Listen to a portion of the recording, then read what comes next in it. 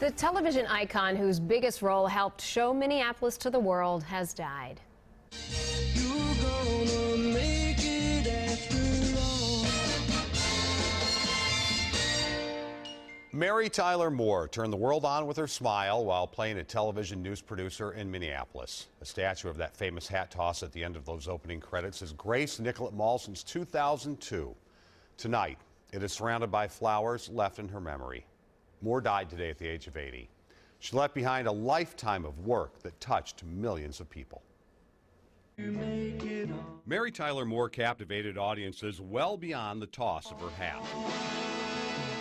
Born in Brooklyn in 1936 and raised in Southern California, Moore began acting at 17. She got her first big break playing Laura Petrie on The Dick Van Dyke Show.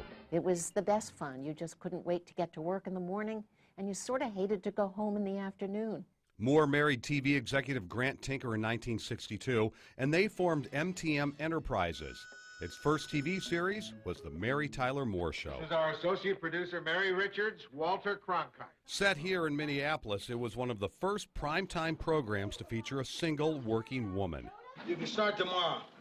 Oh, well, that's just wonderful. So I'll see you tomorrow. It lasted for 7 seasons, and it was a career maker for the ensemble cast, who had their own MTM spin-offs, and who often spent time together even decades later. It was fantastic, and a lot of it was the tone Mary set. She was just wonderful. In 1980, audiences saw an unfunny side of Moore. Well, now, you know that she did. She had the flu, and she couldn't come inside, but she came. Yeah, well, she wouldn't have had any flu if Buck was in the hospital. She would have come if Buck was in the hospital. Buck never would have been in the hospital. That's it out. She played an icy, grieving mother in the film Ordinary People. She won the Golden Globe and was nominated for an Oscar. But that same year, her only son died from an accidental gunshot.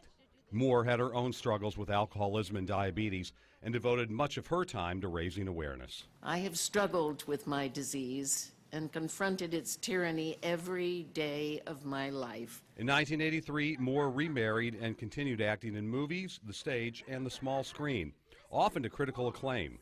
Her career spanned more than half a century, but she'll always be remembered as the girl who turned the world on with her smile.